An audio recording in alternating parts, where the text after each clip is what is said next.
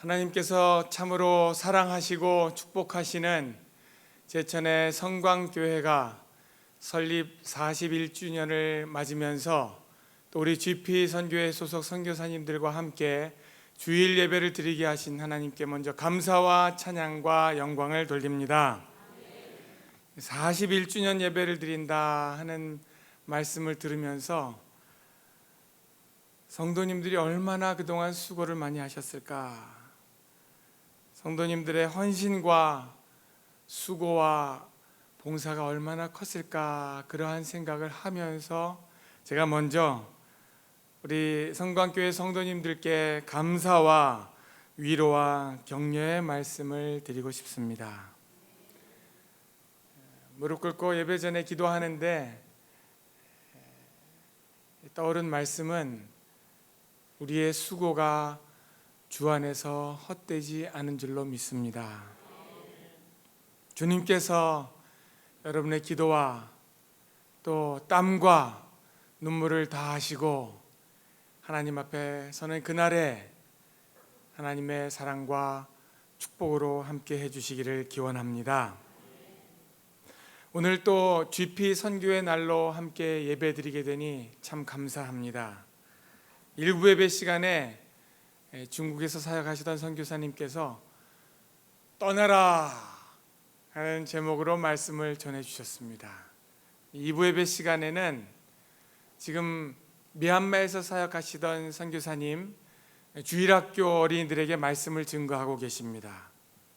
또 오후에는 우리가 30여 명 선교사님들이 현지 복장을 입고 함께 선교지 간증을 하고 또 찬양을 하고 선교지 말로 인사하면서 기도 제목을 나누고 주께 영광을 돌릴 것입니다.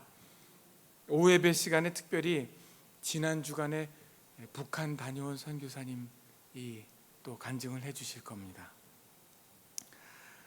예배를 드리면서 저 자신이 은혜를 받습니다. 사도신경을 외우면서 이렇게 손을 들고 이렇게 기도하는 교회가 얼마나 많은가.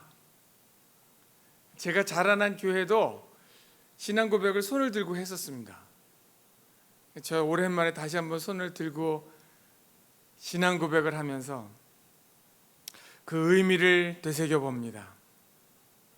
언제 손을 드는가? 우리가 법정에서 선서를 할 때에 손을 듭니다. 이것은 정말 맞는 이야기다 하는 겁니다. 틀리면 위증죄로 감옥에 갈 수도 있습니다. 이 초대교회 성도들은 내가 예수님을 믿는 사람이다, 크리스찬이다고 고백할 때에 그 의미는 잡히면 사자굴에도 들어갈 수 있는 그와 같은 의미였습니다. 우리는 모두 다 예수 믿다가 이 세상을 떠날 때 천국 갈 것을 믿습니다. 할렐루야. 우리의 신앙 고백은 그와 같은 의미가 있음을 생각하고 이 시간 주일 예배 시간에 우리 모두에게 하나님의 크신 은혜가 임하기를 소원합니다. 이 성광교회, 이 교회 이름 자체에서 벌써 은혜가 되지 않습니까? 이 성 거룩할 광빛, 이 거룩한 하나님의 빛이 우리에게 비친다면은 사실 지금 비치고 있지 않습니까? 이렇게 지금 빛이 환하게 비치고 여러분에게도 하나님의 얼굴빛이 이 시간에 비치면서 예배당을 떠날 때에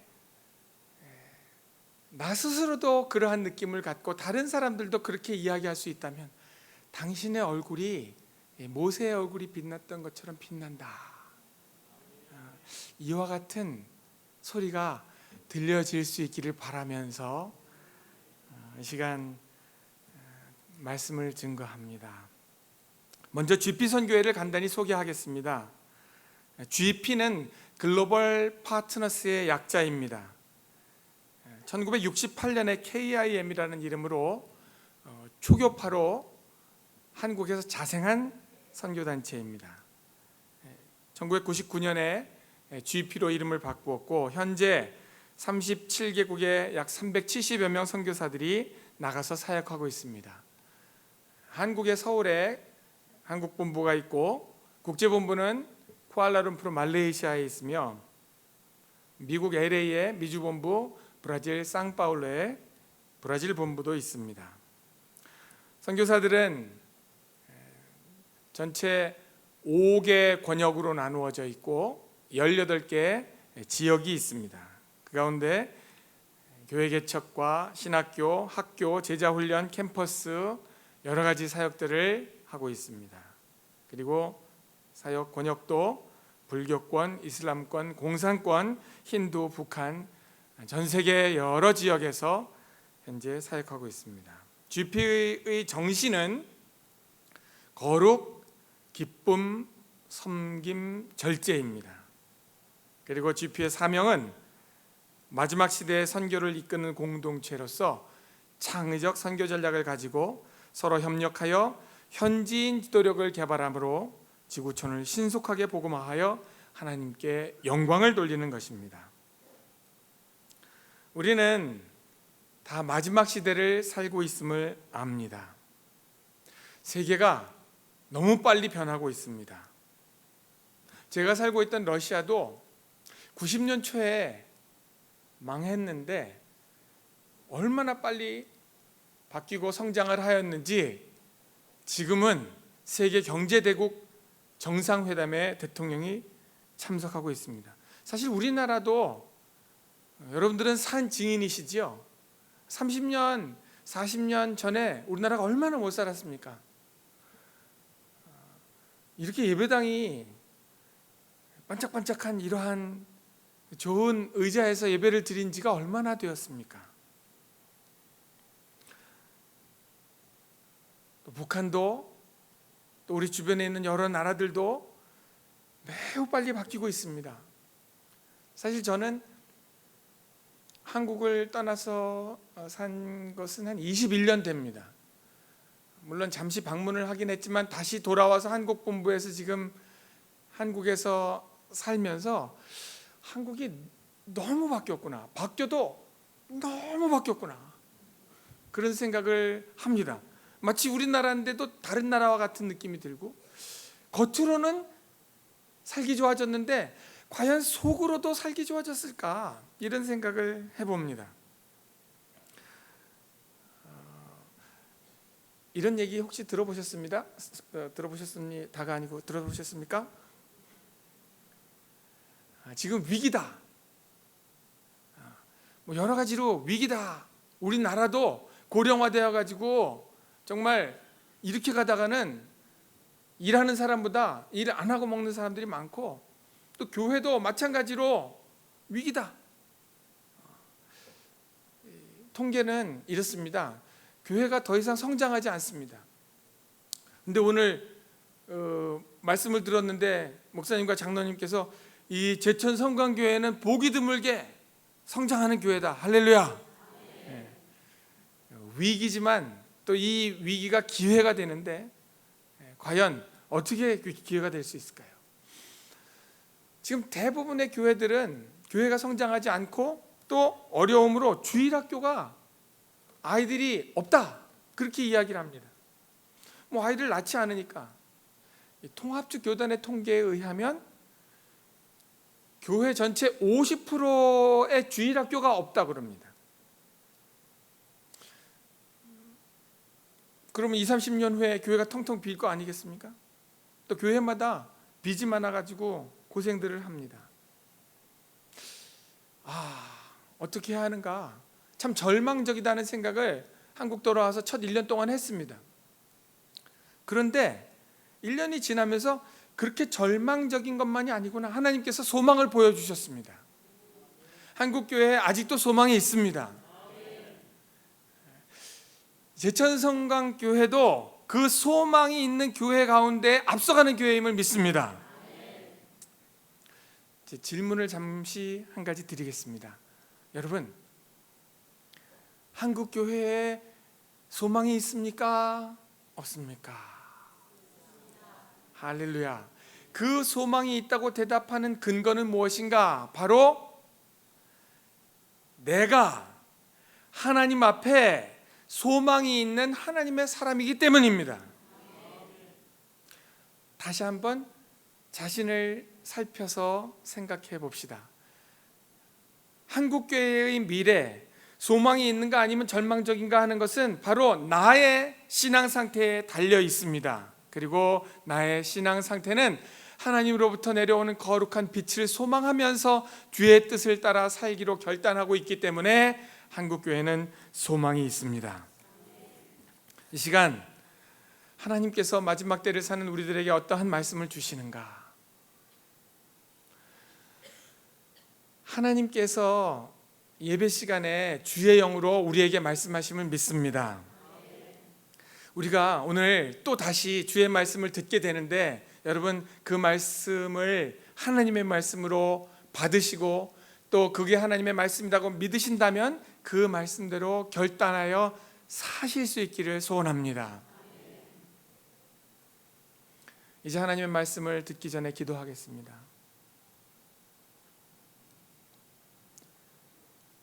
하나님 아버지, 이 시간에 주께서 말씀하시고 이 말씀을 들을 때에 깨닫게 하시고 회개하게 하시고 결단케 하시고 말씀대로 순종하여 사는 복 있는 하나님의 사람들이 되게 하여 주시옵소서. 주 예수 그리스도의 이름으로 기도하옵나이다. 아멘. 오늘 본문에는 예수님께서 마지막 때에 일어날 일에 대하여 예언하신 것이 기록되어 있습니다. 말세에 무슨 일이 일어날 것인가? 마지막 때는 언제인가?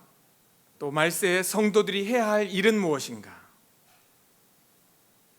말세의 징조를 본문을 통하여 다시 살펴보겠습니다.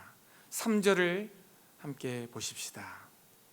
예수께서 감람산 위에 앉으셨을 때에 제자들이 조용히 와서 이렇게 예수님께 물어봅니다.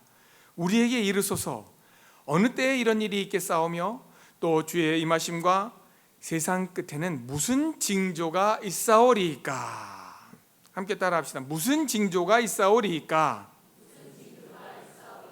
예수님께서 그 아래 본문에 마지막 때에 일어나는 징조를 설명해 주십니다. 그 징조 중에 첫 번째는 미혹함입니다. 4절을 다 함께 읽겠습니다. 시작. 예수께서 이르시되 너희가 사람의 미혹을 받지 않도록 주의하라. 사람의 미혹을 받지 않도록 주의하라 했습니다. 5절에도 나옵니다. 많은 사람이 내 이름으로서 이르되 나는 누구라 하며 많은 사람을 미혹하리라. 미혹할 때에 이렇게 미혹한다는 겁니다. 내가 그리스도다. 그렇게 미혹하면 따라가시겠습니까? 그런데 따라가는 사람들이 많은 게 문제예요. 왜 그들이 따라갈까요? 11절 보시면 거짓 선지자가 많이 일어나 많은 사람을 미혹하겠으며, 예수님이 미혹한다는 얘기를 지금 3번, 4번 하고 계세요. 24절, 여러분 성경 있으시면 24절을 한 목소리로 맞춰 읽을 때에 왜 사람들이 따라가는가, 거기 예수님의 설명이 나옵니다. 24절 한 목소리로 읽습니다. 시작. 거짓 그리스도들과 거짓 선지자들이 일어나 큰 표적과 기사를 보여 할 수만 있으면 택하신 자들도 미혹하리라. 보세요. 거짓 그리스도, 거짓 선지자가 무엇을 보여준다고요? 표적과 기사인데 그게 큰 표적과 기사라 그러는 거예요. 이게 거짓 그리스도 선지자가 기적을 행한다는 거예요. 이 예언된 예수님의 말씀입니다. 할 수만 있으면 누구도 택하신 자들도 미혹하리라. 사실 이단 집단에 빠지는 사람들은 교회 다니던 사람들이 미혹돼서 가는 거예요. 택하신 자들도. 그러니까 여러분 만약에 기적을 행하고 병을 고치고 막 예언을 하고 막 이럴 때 그런 얘기 들으면 여러분 미혹되지 않을 자신 있으세요? 있습니다. 할렐루야. 소리가 작으세요. 미혹되지 않는 쉬운 방법 여러 가지 많이 있는데 간단히 말씀드리고 넘어가겠습니다. 어떤 기적을 행한다 하더라도, 무슨 예언의 말씀을 한다 하더라도 미혹되지 않는 방법은 무엇인가? 여러분 잘 듣고 그렇게 꼭 행하십시오. 이 도시에 사는 동안에는 여러분 죽을 때까지 성광교회만 나오시면 됩니다. 할렐루야. 또 뭐 여기저기 쪼갠다고 기저 뭐 한다고 하는 사람 있으면 정신 차려야 일로 와라고 데려와야 되는 거예요. 근데 미혹된다는 것은 예수님의 말세의 징조로 예언되어 있습니다. 두 번째, 전쟁과 자연 재해, 재난이 일어날 것을 예수님이 말씀하셨습니다. 6절 보십시오. 6절 한 목소리로 읽습니다. 시작. 난리와 난리 소문을 듣겠으나 너희는 삼가 두려워하지 말라. 이런 일이 있어야 돼. 아직 끝은 아니니라. 7절은 제가 있습니다. 민족이 민족을, 나라가 나라를 대적하여 일어나겠고 곳곳에 기근과 지진이 있으리니. 8절 다 같이 읽습니다. 시작. 이 모든 것은 재난의 시작이니라. 난리가 난다고 하고 또 전쟁 소문이 있고 민족이 민족을, 나라가 나라를 대적한다고. 지금 뭐 얼마 전까지만 해도, 지난주만 해도 우리가 얼마나 긴장 가운데 있었습니까? 이것은 예수님이 예언해 놓으신 마지막 때에 일어날 일입니다. 뿐 아니라 기근과 지진이 있다. 지진으로 사람들이 많이 죽고 또 굶어서 죽고 이러한 일들이 일어날 것인데, 이것이 예수님의 말씀에 재난의 시작이다 그랬습니다. 재난의 시작이다. 이상하게 생각하지 말고 뭐 안 일어날 것이 일어난다고 생각하지 말아야 됩니다. 그리고 또 무슨 일을 말씀하셨나? 환난과 배도와 순교와 불법이 성행할 것을 예수님 말씀하십니다. 9절 보시면, 9절 다 같이 한 목소리로 읽습니다. 시작. 그때 사람들이 너희를 환난에 넘겨주겠으며 너희를 죽이리니 너희가 내 이름 때문에 모든 민족에게 미움을 받으리라. 사람들이요, 너희를, 예수 믿는 우리를 환난에 넘겨준다는 거예요. 그리고 너희를 어떻게 한다고요? 너희를, 그 다음 말은 하기가 싫으세요? 너희를 죽이리니. 순교입니다. 너희가 내 이름 때문에 모든 민족에게 미움을 받으리니. 모든 민족이 예수 믿는 사람을 미워할 것이라고 이야기했어요. 왜냐하면 그들은 마음대로 살고 싶고 죄를 짓고 싶은데 그렇게 하면 안 된다고 이야기하고 이것은 죄다고 말하기 때문이에요. 10절을 보시면, 그때 많은 사람이 실족하게 되어 서로 잡아주고. 이게 문제예요. 서로 잡아줘. 이 서로 안에 우리가 안 들어가면 좋겠어요. 서로 미워하겠다고. 12절 다 같이 읽습니다. 시작. 불법이 성함으로 많은 사람의 사랑이 식어진다. 불법이 성함으로 많은 사람의 사랑이 식어진다. 믿지 않는 사람이 불법을 행하는 것은, 믿지 않으니까 마음대로 법에만 걸리지 않으면 되는데, 남한테 경찰한테 잡히지만 하면 되는데, 우리 믿는 사람들도 그렇게 하면 안 되는 거예요. 사랑은 가만 놔두면 식는다 했습니다. 그렇기 때문에 사랑이 식어지는 것 같은 느낌이 들 때 더욱 십자가 앞으로 나아가서 그리스도의 십자가 사랑으로 충만하게 되고, 내가 더욱 사랑할 것을 위하여 기도하면서 사랑을 실천해야 합니다. 그렇지 않으면 사랑은 식어지게 되어 있습니다. 또 마지막 되어질 일을 32절 33절, 오늘 본문 뒤에 말씀인데 32절 33절에 이스라엘이 회복되는 것을 이야기하였습니다. 32절 제가 읽습니다. 무화과 나무의 비유를 배우라. 그 가지가 연하여지고 잎사귀를 내면 여름이 가까운 줄을 아나니 이와 같이 너희도 이 모든 일을 보거든 인자가 가까이 곧 문 앞에 이른 줄을 알라. 이 말씀은 이스라엘이 예수님을 십자가에 못 박아 죽인 유대인들이 회개하고 주 앞에 돌아오게 되면은 그때 예수님의 재림이 가까운 줄을 알라 하는 말씀으로 성경학자들이 해석합니다. 지금 이스라엘에서 유대인들이 주 앞에 돌아오는 일이 시작되고 지금 부흥의 불길이 일어나고 있습니다. 이것을 보면 지금 예수님의 재림이 임박해 있음을 우리가 알 수가 있습니다. 말세의 징조가 이렇다고 하면, 그러면 예수님이 언제 오신다고 했을까요? 종말의 때는 언제일까요? 종말은 두 가지로 맞는 것을 여러분 잘 알고 계시죠? 두 가지 종류의 종말. 첫 번째는 내가 죽으면 끝나는 거예요. 심장이 멎으면 끝. 두 번째는 예수님이 다시 오시면 전 세계가 끝나는 인류의 종말입니다.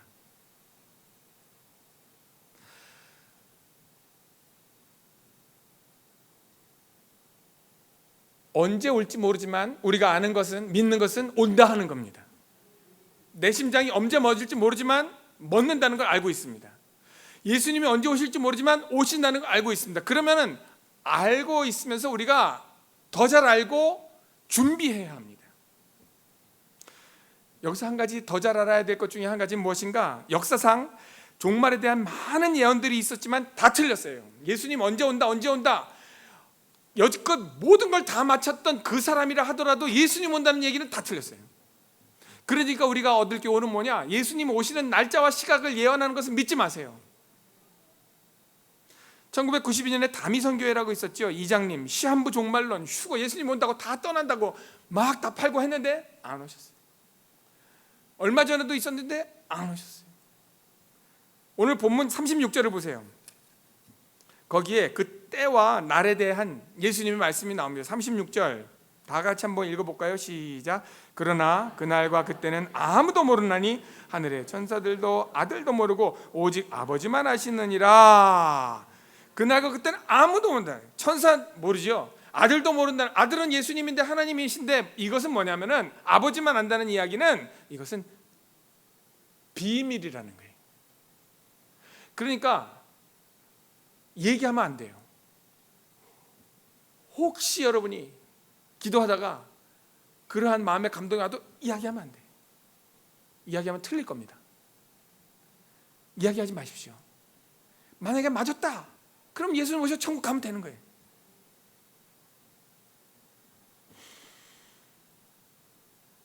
그러면 언제 예수님이 다시 오시는가? 그 때를 오늘 14절이 이야기했습니다. 오늘 본문 14절 정확히 잘 알고 기억하시고 외울 수 있으면 외우시기 바랍니다. 14절 다 같이 읽습니다. 시작. 이 천국 복음이 모든 민족에게 증언되기 위하여 온 세상에 전파되리니 그제야 끝이 오리라. 언제 끝이 온다고요? 온 세상 모든 민족에게 예수님의 십자가의 복음이 전파되는 그날 끝이 온다 한 겁니다. 그날과 그 시는 모르지만, 그러면 어떻게 해볼 수 있는가? 전 세계에 복음이 다 증거됐는가 안 됐는가를 조사해 보면 되잖아요. 요즘에 과학기술이 발달해가지고 얼마나 빠른 정확한 조사가 이루어질 수 있겠습니까? 전 세계의 나라 수는 통계내는 기관마다 좀 달라요. 200개 플러스 마이너스 나라 수를 그렇게 얘기합니다. 그런데 민족, 종족 수는 훨씬 많아요. 나라 안에 막 1000개의 종족이 있는 그런 나라도 있어요. 그래서 전 세계에 몇 개의 종족이 있는가, 이것도 통계가 좀 달라요. 어떤 단체는 27,000개다. 어떤 단체는 16,300개다. 그런데 그 종족 중에 아직도 복음이 증거되지 않은 종족이 몇 개인가? 사실 여러분, 모든 종족에, 지금 거의 모든 종족에 다 선교사들이 들어가고 교회들은 그 종족을 위해서 기도하고 일을 하고 있어요. 그런데 지금 한 6,000개 종족 정도가 아직 미전도 종족으로 우리가 분류를 하고 있는데, 그 미전도 종족의 분류 정의가 이렇습니다. 그 나라 사람들이 토착 자생적인 교회를 짓고 예수 믿는 사람들이 한 1%, 2%가 넘는 그러한 민족을 미전도 종족이 아니다 합니다. 그래서 지금 세계 모든 교회나 선교단체, 선교사들은요, 교회가 없는 곳에 복음이 증거되지 않은 미전도 종족으로 지금 사람들을 보내고 그곳에 교회를 세우고 단기팀도 가고 의사도 보내고 엔지니어도 가고 그렇게 하면서 그곳에 교회가 세워질 것을 위해 온 힘을 기울이고 있어요. 이 모든 민족이 복음을 듣고 교회가 세워지는 날도 얼마 안 남았습니다. 우리의 심장이 멈추기 전에 그 시간이 올 수도 있습니다. 종말의 때는 언젠가 분명히 아셨습니까? 모든 민족이 주의 복음을 듣게 되는 그때입니다. 그러면 이제 마지막 세 번째로, 이 마지막 때에 성도들이 할 일이 무엇인가? 징조가 이렇고 때가 이렇다면 그러면 우리 성도들은 무엇을 해야 할까요? 종말을 사는 성도의 사명은, 오늘 본문에 예수님께서 말씀을 하셨습니다. 6절 한번 다시 읽어볼까요? 6절 한 목소리 읽습니다. 시작. 난리와 난리 소문을 듣겠으나 너희는 삼가 두려워하지 말라. 이런 일이 있어야 돼. 너희는 삼가 뭐 하지 말라? 다 같이 따라합시다. 두려워하지 말라. 그래도 겁나는 걸 어떻게 해? 그래도 미사일 쏘면은 우리나라 뭐 다 여기까지 날라온다고 하는데 어떡하겠어요? 겁납니까? 안 납니까? 겁나죠. 근데 예수님 뭐라 그러세요? 두려워하지 말라. 그 어떻게 두려워하지 않을 수 있겠습니까? 오늘 예배 시작 전에 이렇게 쭉 예배당으로 성가대원 함께 들어오면서 이렇게 무릎 꿇고 기도하는데 그 찬양이 무슨 찬양이 나오는지 혹시 기억하십니까? 샬롬 샬롬 하면서 그 다음에 두려워하지 말라 그러시더라고. 와, 우리 찬양 시간에 하나님이 말씀하시는구나. 할렐루야. 여러분 오늘 지금 이 하나님의 말씀을 듣고 있지 않습니까? 그러면 성경을 읽으면서든지 또 주의 종을 통해서든지 하나님의 말씀을 들어야 돼요. 근데 분명한 하나님 말씀 무엇인가? 겁나는 상황에 살고 있지만은 그러나 어떻게 하지 말라? 두려워하지 말라. 두려워하지 말라. 그럼 두려워하지 말면 돼. 사실 궁극적으로 우리가 두려워하는 건 딱 한 가지입니다. 뭘 두려워하는 거예요? 뭘 두려워하는 겁니까? 죽는 게 겁이 나는 거예요. 사실 병나서 사는 것도 겁나는 거긴 하지만 궁극적으로는 죽는 게 겁이 나는 건데, 죽는 걸 겁을 내지 않을 수 있는 것은 무엇인가? 우리의 믿음과 소망, 사랑이 있기 때문에. 우리는 누구를 믿습니까? 십자가에 돌아가신 예수 그리스도의 그 보혈 피를 인하여 우리의 소망은 어디에 있습니까? 하늘나라에. 죽으면 어디 간다? 죽으면 어디 간다? 천국 가려면 어떻게 해야 된다? 감사합니다. 천국 가려면 어떻게 해야 돼요? 그렇죠. 죽어야 가는 거예요. 여러분 천국 가고 싶으십니까? 천국 갈 줄로 믿으십니까? 그럼 어떻게 해야 됩니까? 이게 기독교의 역설적 진리 패러독스입니다. 그러므로 우리가 지금 이 정상적인 시간에, 이 예배 시간에, 하나님의 영이 함께하는 시간에 우리가 두려워하지 말라 주께서 말씀하셨으니 내가 이제 죽음을 두려워하지 않고 죽으면 천국 갈 것을 믿으면서 이제는 조금 더 적극적으로, 과거에는 죽는다 그러면 이렇게 겁이 나가지고 뒤로 물러났지만은 이제는 죽는다 그러면 앞으로 그래 하고 나가야 되는 거예요. 할렐루야. 싸움할 때 제일 무서운 사람이 누군지 아십니까? 너 죽고 나 죽자, 죽여! 그런 사람이 제일 무서운 거예요. 죽여라! 그러고 나올 때는 도망가야 돼. 그땐 제정신이 아니니까. 생명을 건 사람이 제일 무서운 사람이에요. 세상이 감당할 수 없는 사람이에요. 그렇게 죽음이 다가올 때 그래 죽여라 그러고 나가면 죽음이 도망가는 거예요. 근데 죽여라 그렇게 하고 나갈 때 죽음이 날 닥치면 천국 가는 거예요. 여기서 필요한 것이 성령의 능력입니다. 그래서 무시롭게요, 성령 안에서 기도할 때에 하나님의 영이 손을 들고 네가 예수 그리스도를 주로 고백하면 사자굴에 죽는다 하는 그 순간에도 성령께서 도와주시면 손이 올라가 가지고 하늘나라로 갈 수 있는 겁니다. 두려워하지 않는 하나님의 사람들 되시길 기원합니다. 두 번째 말세 성도 해야 할 일은 13절에 나옵니다. 13절 한 목소리로 맞춰서 읽습니다. 시작. 그러나 끝까지 견디는 자는 구원을 얻으리라. 끝까지 뭐 해야 합니까? 견뎌야 됩니다. 언제까지? 언제까지? 그건 끝이 아니지. 끝까지 그러면 금방 끝나요. 끝까지 이렇게 끝나는, 끝까지 가는 거예요. 이게 인내가 힘들기 때문에 끝까지 견뎌. 조금만 되면 끝이 나는 건데 그 마지막 판에 못 해가지고서는 성공을 못 하는 거예요. 일이 안 이루어지는 거예요. 조금만 더 하면 되는데 우물을 파다가 한 방만 더 파면 터지게 생겼는데 아이고 우물이 안 나온다. 또 딴 데 가서 또 파기 시작하고 또 파기 시작하면 물 한 번도 못 맞으니까 목말라 죽는 거예요. 끝까지 견뎌야 돼요. 우리 교회에 나오기 시작하면 끝까지 나와야 되는 거예요. 살아도 교회에서 살고 죽어도 교회에서 살고.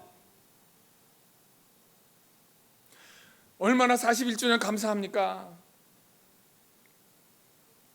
너무 하나님께 감사하고, 여러분도 하나님께서 여러분을 보실 때도 정말 잘했다고 생각하시고, 이제 주님 앞에 가는 그날 마지막을 잘해야 돼. 마지막을. 제가 전도사 때 우리 부목사님들이 다 신방 나갔는데 교회에 있는데 갑자기 연락 와서 임종 예배를 드려야 된다고, 성도 한 분이 지금 돌아가시려고 한다고 그래가지고 한 번도 안 해봤는데 오라 그래가지고 갔더니 이 할머니가 이러고 있는 거예요. 겁난다고. 지금 나는 지금 뭐가 간다 나타났는지 지금 겁이 나가지고, 그래가지고 할머니 왜 이러세요 지금.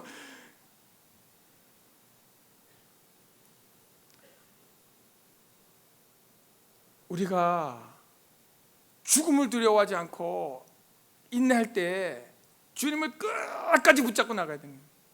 찬양이 숨질 때 되도록 늘 찬송.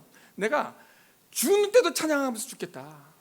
더욱 생각하고 내가 하나님 그렇게 기도할 수 있지 않겠어요? 마지막 때에 내 눈이 열려서 주의 천사가 나와 함께 호위하가는 그때 내 입을 열어 주를 찬양하면서 그렇게 영광 돌리게 해주세요.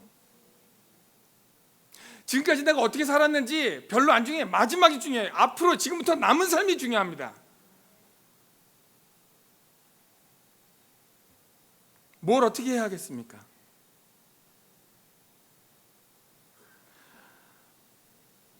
끝까지 인내한다. 믿음 안에서 이것이 하나님이 원하시는 일이고 하나님이 시켜주신 일이라면 그만하고 싶지만, 포기하고 싶지만 그냥 가는 거예요. 끝까지 견디는 자가 구원을 얻으리라 했어요. 마지막 세 번째로 성도들이 해야 할 일은 14절에 나옵니다. 이렇게 해서 끝이 온다 했기 때문에 모든 민족에게 주의 복음을 증거하는, 이 천국 복음을 증거하는 일을 해야 합니다. 먼저는 우리 주변에 있는 사람들에게, 나아가서는 땅 끝에 있는 사람들에게.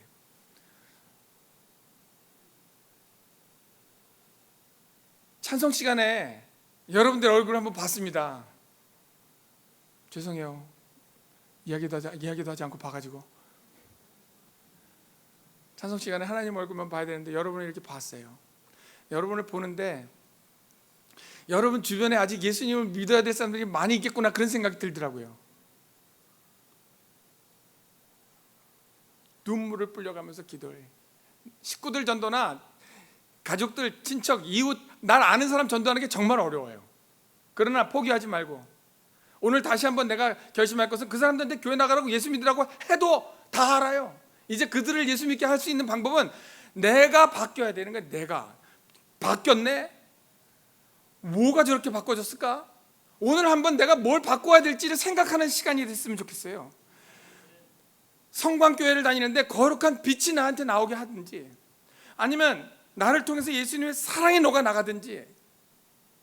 쉽게 바꿔지는 방법 한 가지는 이렇습니다. 가가지고 내가 밥 사줄게. 밥 사주는. 그리고 그 사람 이유도 없이 선물하는 거야. 생일도 아닌데 선물. 왜 그러냐고 그러면 그냥 내가 그동안에 왜 그러냐면 그냥 말 못해. 왜 그러냐고 나중에 얘기해야지. 내가 그동안에 잘못했는데 예수 믿고 좀 바꿔지려고 한다고. 예수님 믿고 바꿔지는 거를 주변 사람들이, 가까운 사람들이 보고서 그때 좀 마음이 열리기 시작하는 거예요. 그를 위해서 계속 기도하면서. 이 믿음이라는 거는 하나님이 주신 선물인데, 그 선물이 내리기까지 우리가 할 수 있는 일은 끝까지 그리스도의 사랑으로 그를 녹이고 할 수 있는 대로 주의 복음을 믿음으로 증거해야 하는 거예요. 뿐 아니라 이제 오늘 선교주일 예배를 이렇게 드리고 있는데, 우리가 땅끝까지 모든 민족에게 주의 복음을 증거하기 위하여 함께 이 일을 해야 됩니다. 우리 선교사님들이 지금 GP에는 370여 명 있습니다. 우리 성광교회가 이사교회로 섬겨주시고 또 우리 김정일 목사님께서 이사님으로 섬겨주시게 되니 너무 감사합니다. 저희들은 굉장히 힘을 얻습니다. 오늘 이따가 함께 나와서 우리가 찬양을 하고 예배할 때에 현장에서 사역하시는 선교사님도 계시고, 또 훈련을 마치고 이제 나가려고 하는 선교사님들도 계십니다. 오늘 한 가지 여러분에게 아시는 분도 계시겠지만 모르시는 분이 있으실까 봐, 여러분이 하늘나라 가서 선교사의 상을 받는 길이 무엇일까요? 난 지금 선교사로 살고 있는데 난 선교사가 아닌데 선교사의 상을 하늘나라 가서 받을 수 있는 길은 가는 선교사들이 갈 때에 여러분은 보내는 선교사로서 그들을 함께 보내면 가는 선교사와 보내는 선교사가 함께 선교를 하기 때문에 하늘나라 가서 선교사의 상을 받게 될 줄 믿습니다. 그러니까 여러분들은 이렇게 말씀하시면 됩니다. 선교사님 가십시오. 제가 보내드리겠습니다. 제가 기도를 보내겠습니다. 제가 헌금을 보내겠습니다. 제가 힘을 보내겠습니다. 시간 되면 제가 방문하겠습니다. 보내는 선교사로서 그것이 마음에 안 드시면 가는 선교사로서 이 선교는 함께 하는 것입니다. 그래서 우리 선교회 단체는 이름이 글로벌 파트너스입니다. 먼저 첫 번째, 우리 하나님과 파트너가 되고 아무리 머리가 좋고 전략을 잘 짜도 소용이 없지만 성령님께서 함께 해주시면 일이 이루어지는 것을 믿습니다. 두 번째 파트너는 우리 선교사들이 가는 선교사로서 보내는 선교사와 함께 파트너가 되어가지고, 그래서 여러분들 이렇게 오늘 우리 김 목사님께 또 우리 선교부에 문의를 해주시면 됩니다. 내가 앞으로 위해서 죽을 때까지 혹은 앞으로 5년 기도할 선교사님 이름을 주세요. 그 선교사님이 이렇게 기도 제목을 계속 보내오거든요. 위에서 같이 기도하는 거예요. 그러면 어떤 미전도 종족에 들어가기 위해서 기도하고 있고, 그러면 그 종족이 구원 얻어서 하늘나라 갔을 때 내가 당신 종족을 위해서 기도했다, 우리 하늘나라 가가지고 서로 하나님께 영광 돌릴 수 있을 거예요. 또 어떤 종족을 품고 기도하고 어떤 선교사를 위해서 품고 기도하고 함께 이 일을 감당할 때에 주님 오실 날이 속히 앞당겨질 줄로 믿습니다.